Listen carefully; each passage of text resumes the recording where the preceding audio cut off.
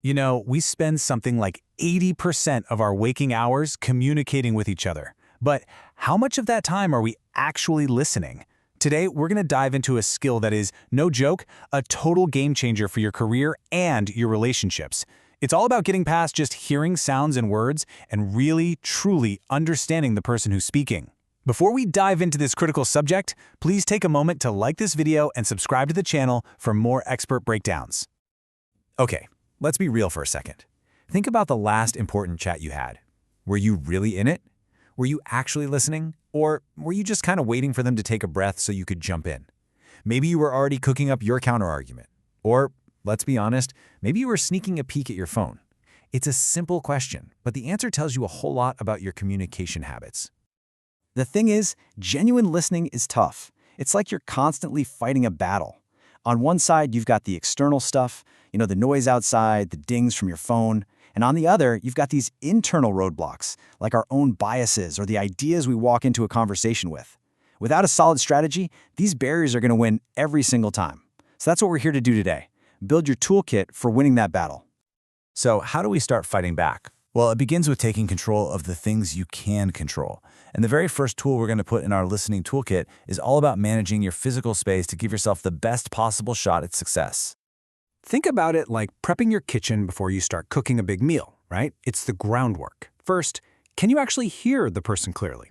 Second, are you in a calm space or is it total chaos? And maybe the most important one for us today, have you gotten rid of the digital distractions? And I mean really gotten rid of them. Put the phone away. Seriously, out of sight, out of mind. And this brings up a really important point.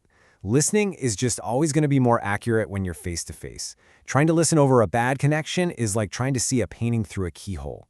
When you can see someone's facial expressions, their body language, you're getting this entire second channel of information that's just completely lost over a phone call or an email. But look, a quiet room doesn't mean a thing if your mind is loud. Controlling your environment, that's just step one.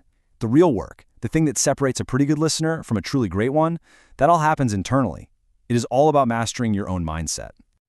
So in every conversation, you're at a fork in the road. On one path, you've got the closed mindset. This is basically debate mode. You're just waiting to reload and fire off your next point. But on the other path is the open mindset. And this isn't a debate, it's a journey of discovery. You're not just waiting for your turn to talk, you're actually listening to understand, to connect, and hey, maybe even learn something you didn't see coming. Making these kinds of shifts, well, it takes some real conscious effort. It means making the choice to listen first and speak second. It means deciding you're going to focus on the message, not the delivery. Who cares if the speaker has a bit of an accent or stumbles over a word? And maybe most importantly, it's about validating what they're saying instead of brushing off their problems. That's how you build the trust you need for real communication.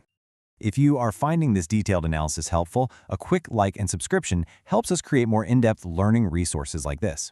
So, you've set the stage, you've opened up your mind, but great listening isn't a passive, invisible thing. It's an active performance. You have to actually show the other person that you're locked in and that their words are landing.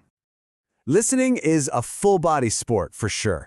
All the nonverbal stuff, good eye contact, sitting up straight, a simple nod, all of that sends the message, hey, I'm with you. But it's the verbal proof that really seals the deal. When you start asking questions for clarity or paraphrasing what they said, you take it from I'm with you to I understand you. Big difference. And this is just so important because silence can actually be pretty dangerous in a conversation. You might think you're being polite by just staying quiet, but the speaker can easily read that as you being bored or that you disagree or that you're just totally lost. You have to break that silence every now and then to prove you're still on the same page. So what's one of the best, most powerful verbal tools you have? Paraphrasing. All it is just saying back what you heard but in your own words. It sounds almost too simple, but it does two amazing things at once. First, it proves to the speaker that you got the message. And second, it actually helps lock that information into your own brain. It's a total win-win. Okay, here's a little secret about how our brains work. We can process words way faster than anyone can actually speak them. And in that gap, that little bit of extra time, that's usually where our minds start to wander off. But great listeners, they use that extra brain power on purpose. Instead of drifting, they use that time to review what's been said, connect the dots, and even guess where the speaker's going next. You basically turn a potential weakness into a listening superpower. So what happens when you put all this together? You've got a controlled environment, an open mindset, and you're actively engaged. What's the end result? You don't just become a better listener. You become the kind of person that people actually want to talk to, the person they trust. So let's take a look at what that really looks like in practice. This chart really nails it. A great listener isn't just someone who's quiet. They're someone who actively makes space for other people to speak. They're not know-it-alls. In fact, they're totally comfortable saying, "Wait, I'm confused. Can you explain that again?" You see the common thread here?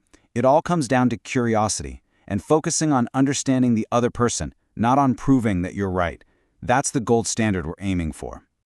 So as we wrap this up, I want to leave you with a little challenge. Don't try to do all of this at once. That's a recipe for failure. Instead of all the things we talked about today, what is the one strategy you're going to commit to practicing in your very next important conversation? Because becoming a great listener doesn't start with knowing everything. It starts with just taking that first step. Thank you for watching. If you mastered this concept, show your support by liking the video and subscribing before you go.